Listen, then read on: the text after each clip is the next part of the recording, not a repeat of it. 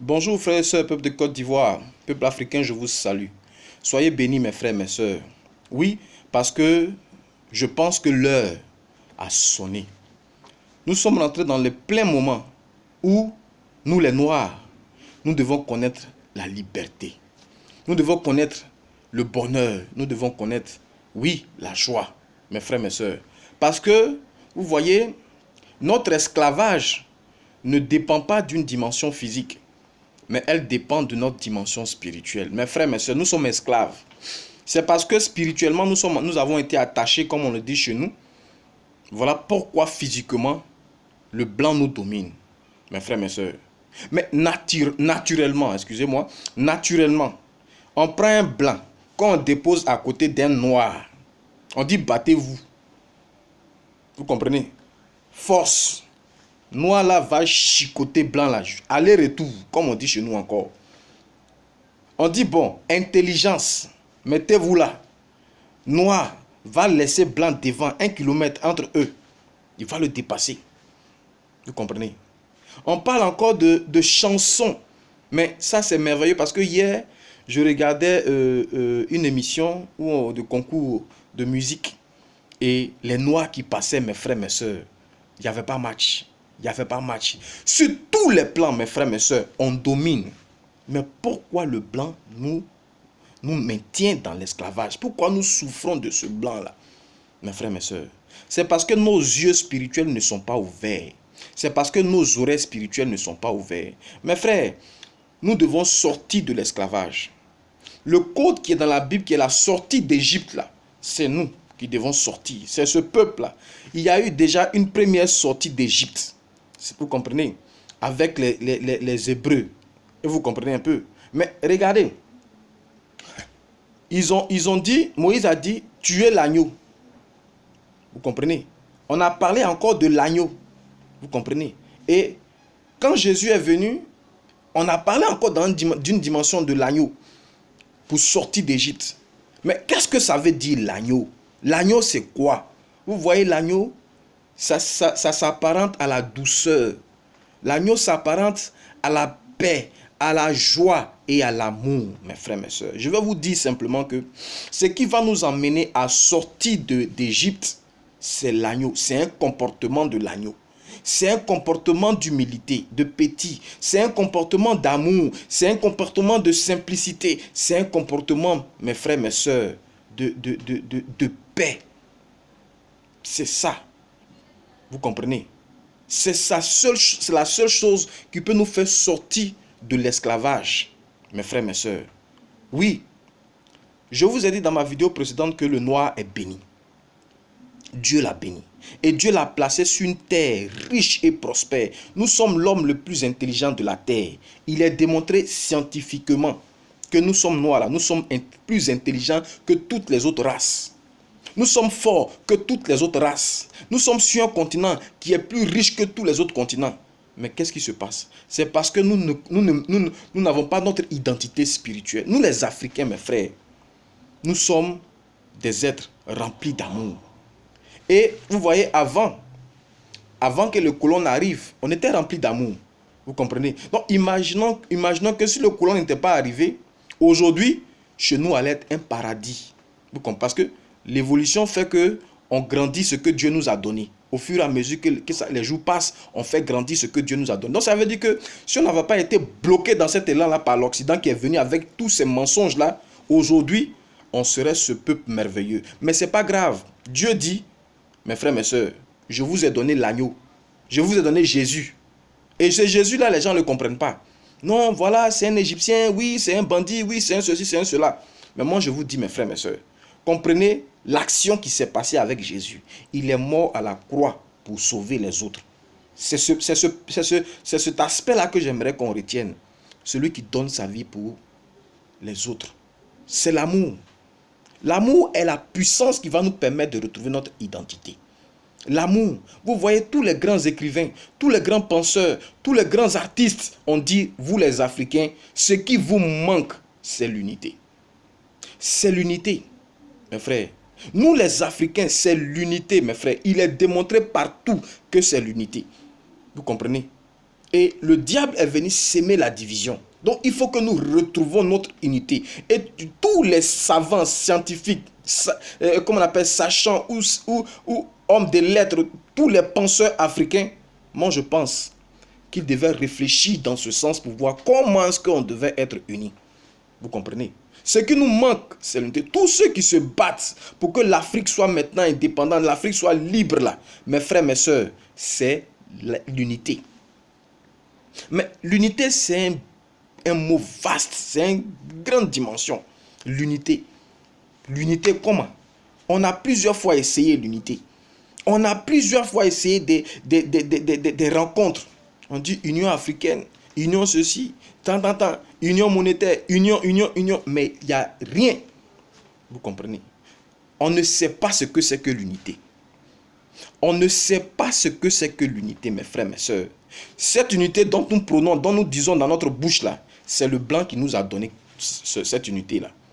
Et il sait que c'est peut-être fort dans la bouche, mais ça n'a pas de fondement, l'unité. Mes frères, l'unité là, c'est l'amour. On ne peut pas s'unir si on ne s'aime pas. On ne peut pas s'unir si on ne s'aime pas, mes frères, mes sœurs. C'est une réalité. On ne peut pas s'unir si on ne s'aime pas. Vous comprenez? Si toi-même tu ne t'aimes pas, tu ne peux pas t'unir à quelqu'un. Si toi, tu ne t'aimes pas, tu ne peux pas t'unir à quelqu'un. Mais comment toi, tu vas t'aimer ou tu ne vas pas t'aimer? Mes frères, c'est la puissance spirituelle. Vous comprenez? Si toi, tu ne t'aimes pas, tu ne peux pas aimer ton prochain. Ce n'est pas possible. Mais toi, tu vas me dire, mais attends, tout le monde s'aime, tout le monde t'entend. Mais c'est faux. Vous comprenez? Il s'agit de la dimension spirituelle. Vous comprenez? Pour que tu puisses être amour, il faut qu'il y ait quelqu'un qui soit en face de toi, avec qui tu as le même esprit. Ça veut dire quoi? C'est quelqu'un, tu n'as pas la même chair avec la personne, mais vous avez le même esprit. C'est de cette union-là qu'il s'agit. Quelqu'un avec qui toi, homme, tu as le même esprit, c'est ta femme.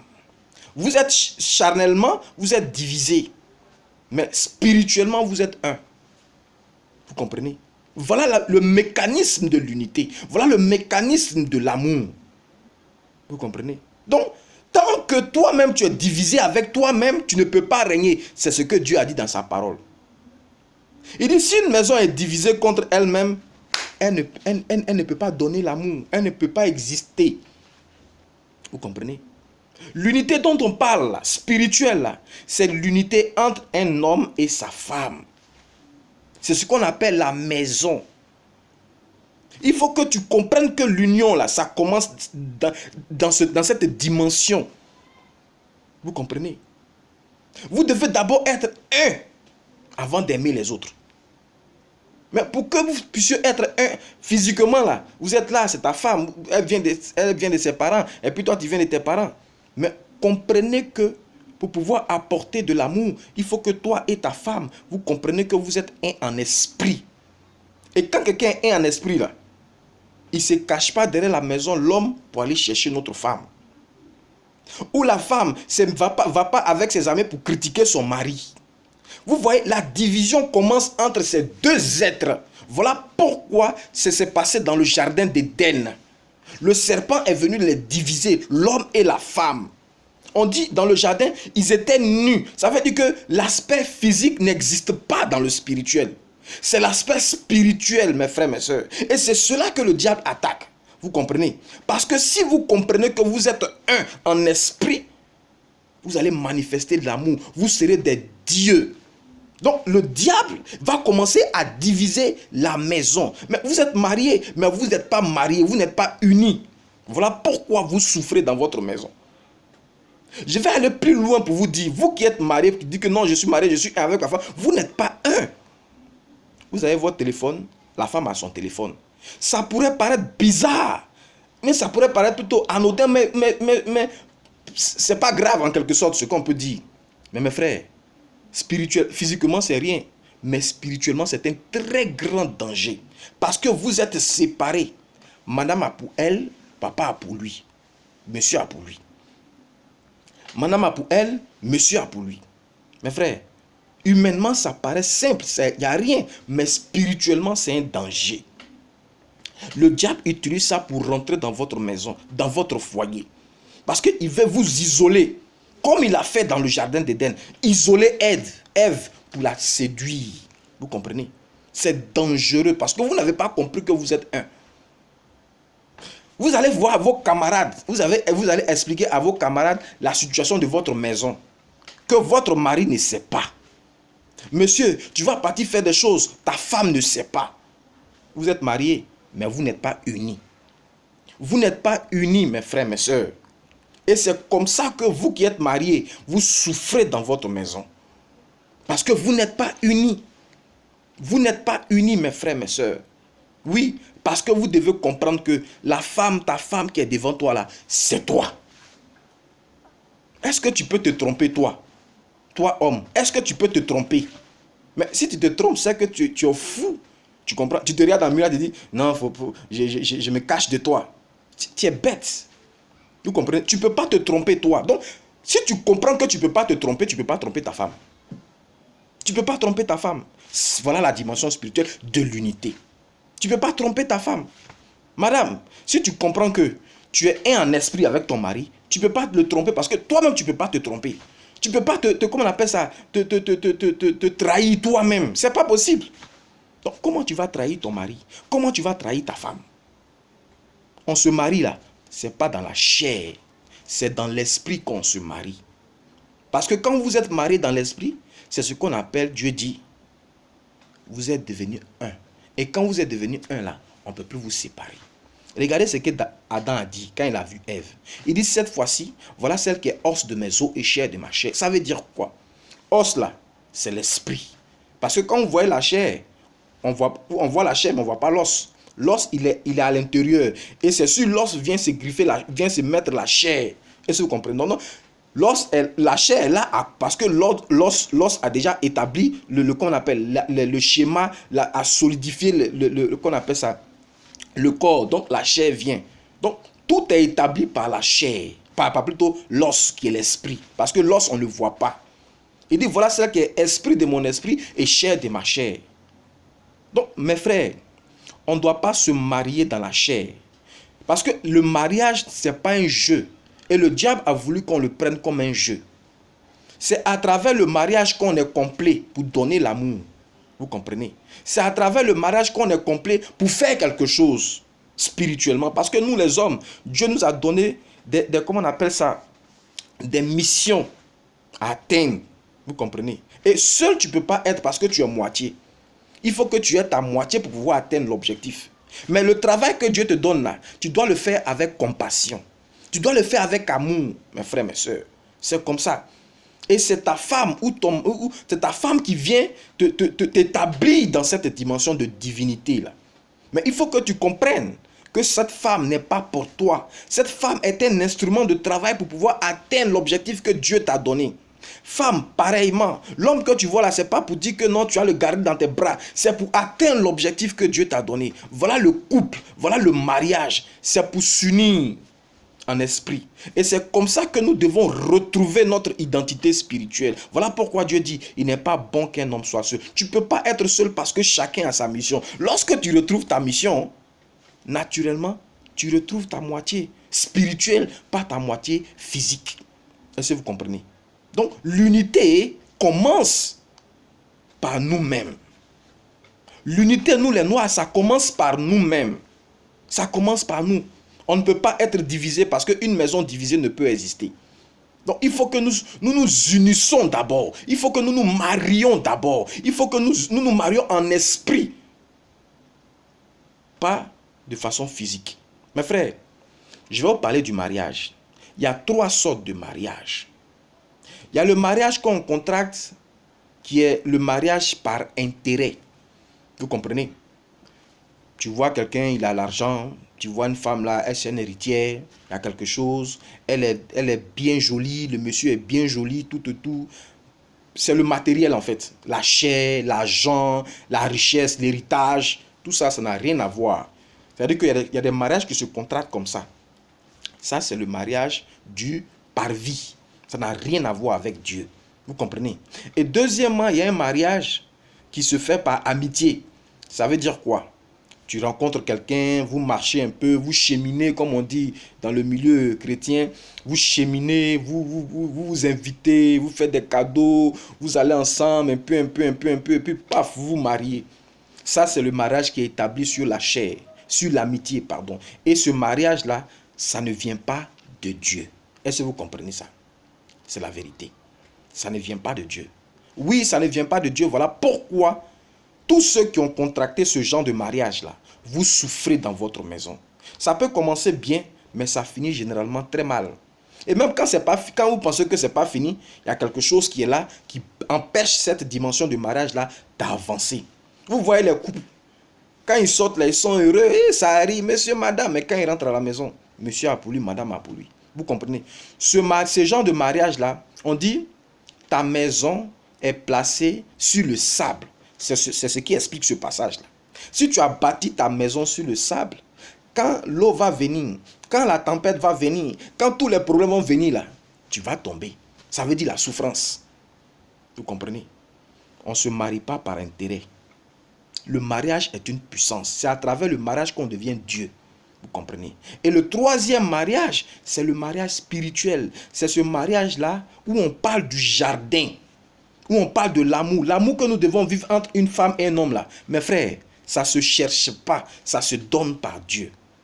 Ça se donne par Dieu. Vous comprenez? Et ce mariage-là, mes frères, ceux qui ne sont pas encore mariés là, comprenez que tu ne dois pas regarder ta femme pour dire que je l'aime, je vais la prendre. Ce n'est pas vrai.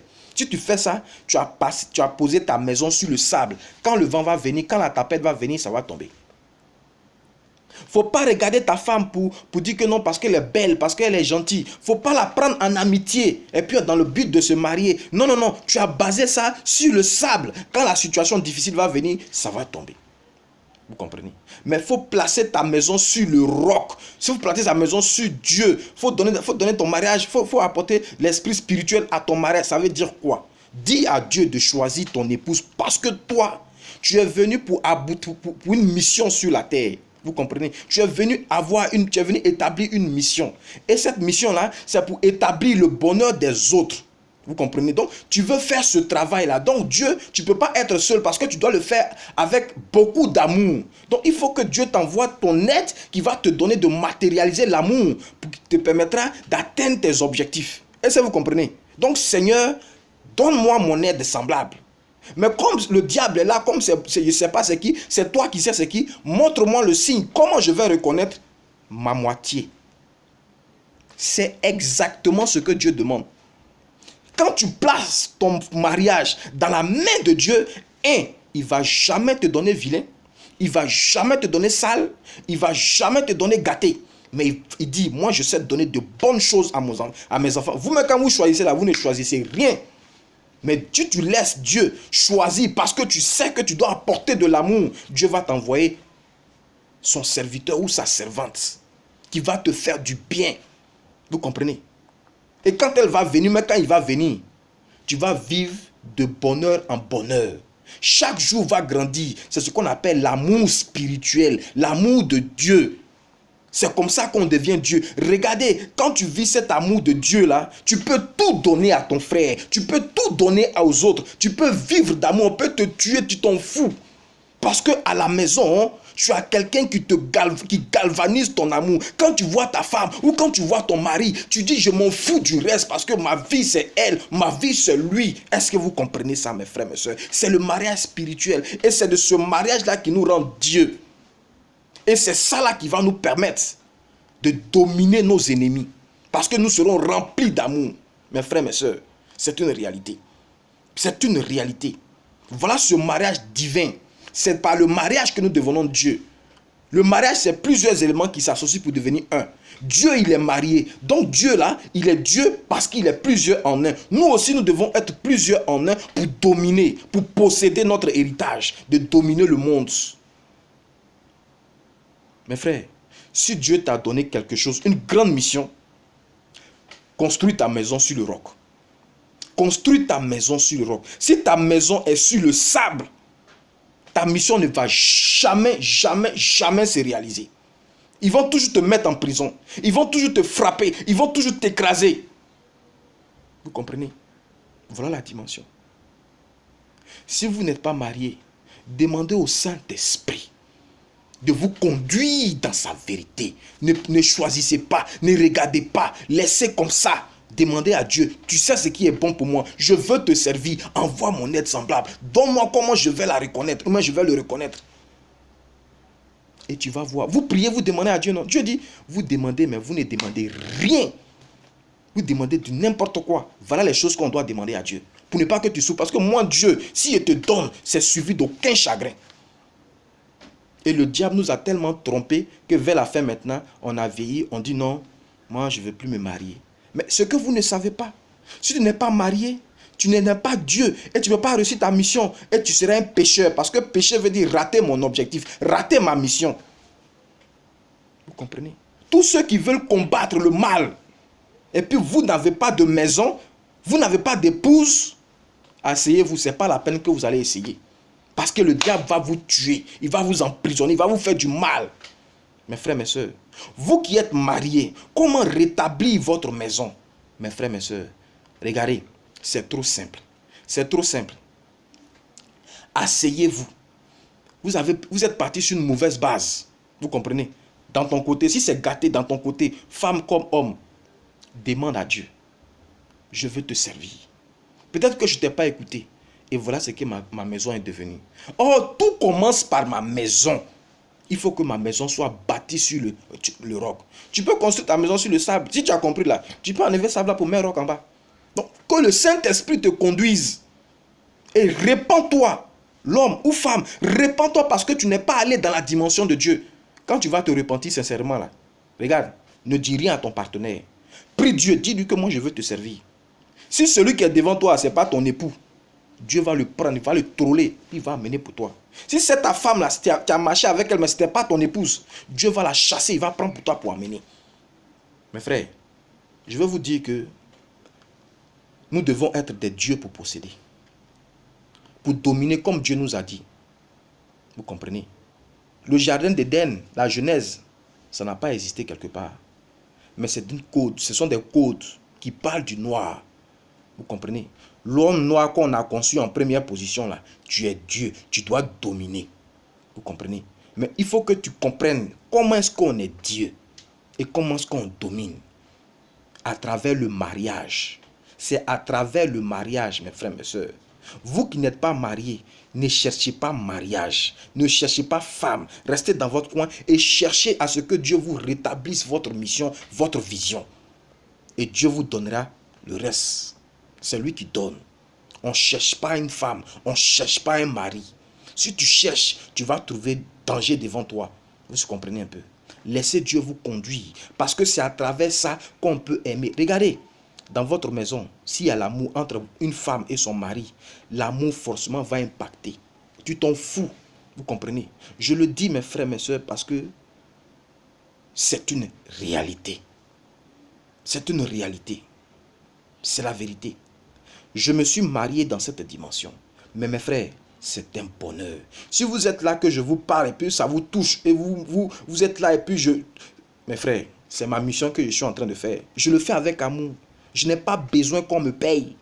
Vous comprenez? Mais je veux que vous mariez comme moi et qu'on vive ensemble le véritable amour, mes frères, mes soeurs. Chacun a sa mission. Moi, ma mission là, c'est de parler. Il y a des gens qui viendront pour construire. Il y a des gens qui viendront pour faire ceci. Et aujourd'hui là, je suis comme un centre. Des gens viennent de partout pour m'envoyer des comment on appelle ça, des projets, des dimensions. On est en train de construire notre groupe un peu pour impacter la nouvelle Afrique. Nous travaillons, mes frères, mes soeurs. Nous travaillons. Et ça, c'est par amour. Vous comprenez ça, mes frères? Seuls dans l'amour, nous allons devenir des rois, des dieux sur notre continent et nous allons dominer. Parce que c'est l'amour qui nous manque. Il faut que vous retournez dans votre maison. Sortez des églises. Parce que dans ta maison, là, ton foyer est gâté et tu vas à l'église. Reste dans ta maison afin que Dieu répare ta maison, répare ton couple, répare ton mariage. Et qu'il place comment on appelle, ta maison sur le roc. Il va enlever sable là et puis il va placer le roc. Et tu vas posséder une nouvelle vision. Le nouveau vin va couler dans ta maison. Mes frères, mes soeurs, c'est une réalité. Nous souffrons parce que nous avons bâti notre mariage sur le sable. Vous comprenez? Mais si nous bâtissons notre mariage sur l'Esprit de Dieu, tous les problèmes du monde vont arriver. Mais on ne va jamais, jamais, jamais chanceler. Ça veut dire quoi? Tu ne vas jamais souffrir. Tu vas aller de gloire en gloire. C'est une réalité. Retrouvons notre divinité. Nous les Africains. Vous comprenez? C'est comme ça, si tu es uni avec toi-même, tu peux t'unir à l'autre. Tu peux t'associer à l'autre. Donc quand je vous parle de la réconciliation, vous comprenez aujourd'hui qu'il ne s'agit pas de me lever pour aller faire PRCI, RDR, mettez-vous ensemble. Non, c'est de reconstruire les maisons, reconstruire les foyers, afin que chaque maison s'unisse entre elles. Et que chaque village, chaque canton, chaque ville s'unisse. C'est une réalité. C'est la seule marche au niveau du continent africain. L'unité. Mais soyons unis avec nous-mêmes. Mes frères, mes sœurs, voilà mon message d'aujourd'hui. Je serai toujours là avec vous pour vous parler, pour qu'on puisse arriver à des meilleurs lendemains. Est-ce que vous comprenez? Comme je l'ai dit, quand je finis, sondez le Saint-Esprit. Et le Saint-Esprit vous expliquera tout en profondeur. Soyez bénis.